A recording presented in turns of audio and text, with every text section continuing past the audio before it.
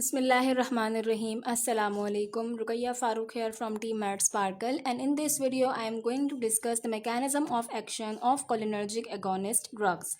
Agonist drugs पे जाने से पहले हम ये देख लेते हैं कि कोलिनर्जिक ड्रग्स क्या होती हैं। कोलिनर्जिक ड्रग्स वो ड्रग्स होती हैं जो पैरासिम्पैथिक नर्वस सिस्टम के एक्शंस को इफ़ेक्ट करती हैं।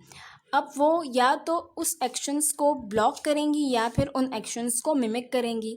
तो इसी बेस पर हम उन ड्रग्स को एगोनिस्ट या फिर एंटागोनिस्ट ड्रग्स का नाम देते हैं।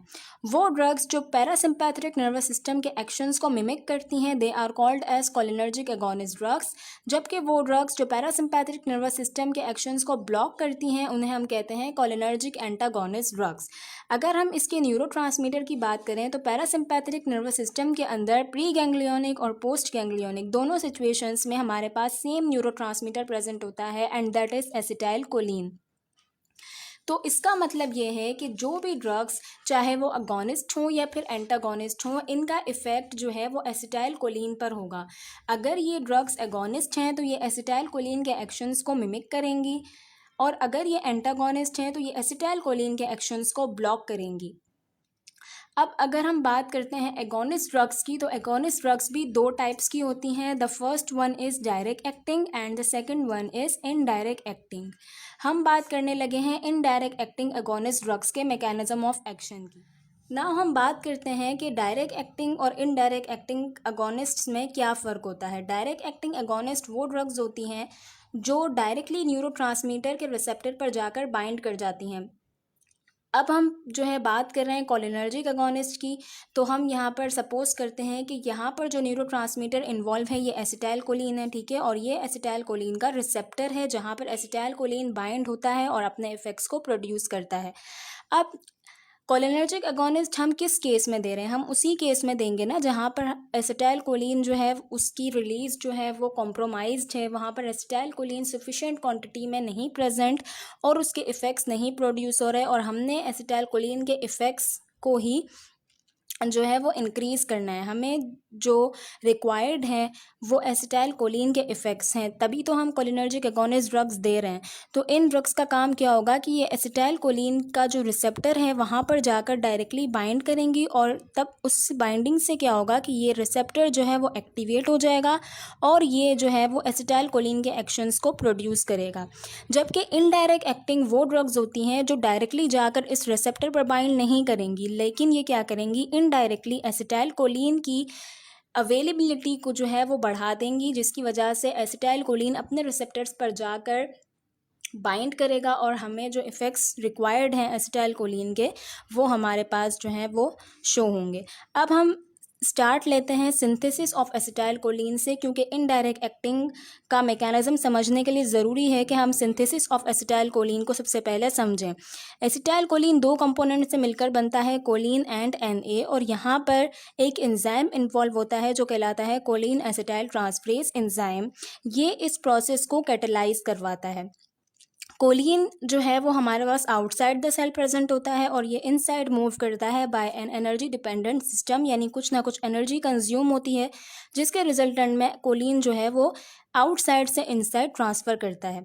अब हमारे पास जब एसिटाइलकोलिन बन जाता है तो ये फ्री फॉर्म में नहीं रहता, बल्कि ये जाकर अपने वेसिकल्स के अंदर स्टोर हो जाता है ताकि ये डिग्रेड ना हो जाए। अब जब भी कोई एक्शन पोटेंशियल जनरेट होता है तो हमारे पास जो प्री साइनेप्टिक न्यूरॉन के अंदर प्रेजेंट होते हैं सेंसिटिव कैल्शियम चैनल्स, ये वोल्टेज के चेंज होने की वजह से क्या हो जाते हैं, ओपन हो जाते हैं, और कैल्शियम हमारे पास आउटसाइड से मूव करता है इनसाइड। कैल्शियम इन्फ्लक्स की वजह से प्री साइनेप्टिक न्यूरॉन के अंदर कैल्शियम की कंसंट्रेशन जो है वो बढ़ जाती है, और ये कैल्शियम की इंक्रीज कंसंट्रेशन एसिटाइलकोलिन को वेसिकल्स से रिलीज़ करवाती है और ये रिलीज़ होकर आ जाता है अंदर। अब यहाँ पर आने के बाद ये तीन पाथवेज को फॉलो करता है। नंबर 1 कि ये अपना जो एसिटाइलकोलिन का रिसेप्टर होगा रिस्पेक्टिव जहाँ पर इसका एक्शन रिक्वायर्ड है एसिटाइलकोलिन का, उस ऑर्गन के रिसेप्टर पर जाकर ये बाइंड करेगा और अपने इफ़ेक्ट्स को प्रोड्यूस करेगा। नंबर 2 कि जब साइनेप्स के अंदर इसकी कंसंट्रेशन इतनी ज़्यादा बढ़ गई है कि अब बॉडी चाहती है क्योंकि एक्शन पोटेंशियल जब जो है नॉर्मल कंडीशंस में आने लगता है तब एसिटाइलकोलिन की कंसंट्रेशन क्या होती है, वो आहिस्ता आहिस्ता कम होने लग जाती है। तो यहाँ पर एक एंजाइम प्रेजेंट होता है, एसिटाइलकोलिन ईस्ट्रेज एंजाइम। ये एसिटाइलकोलिन की करवा देता है डिग्रेडेशन, यानी कि एसिटाइलकोलिन को ब्रेक कर देता है into two components, Colin and acetate. और तीसरा पाथवे ये है कि ये अपने ही प्री सिनेप्टिक न्यूरॉन के ऊपर जो रिसेप्टर प्रेजेंट होता है, ये प्री सिनेप्टिक न्यूरॉन रिसेप्टर है, यहाँ पर ये आकर बाइंड करता है, जहाँ से इसको जो है यह नेगेटिव फीडबैक के थ्रू ये क्या करता है कि ये एसिटाइलकोलिन के रिलीज को यहाँ से मिनिमाइज करवा देता है।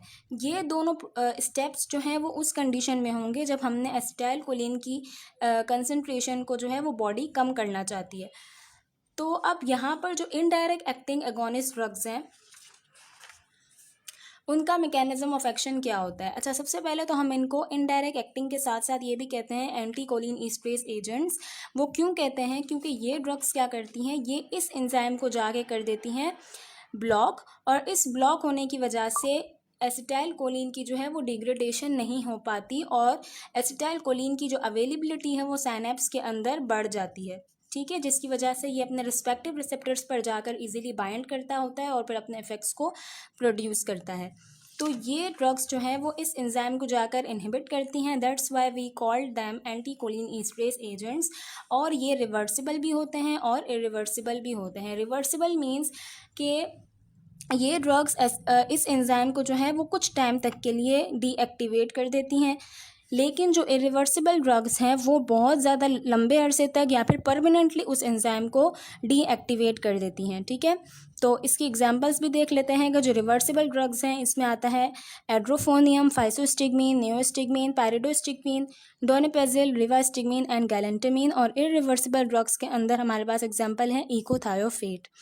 सो that's all for today. Next video के अंदर हम बात करेंगे डायरेक्ट एक्टिंग कोलिनर्जिक एगोनिस्ट के मैकेनिज्म ऑफ एक्शन की। Thank you so much. अल्लाह हाफिज़।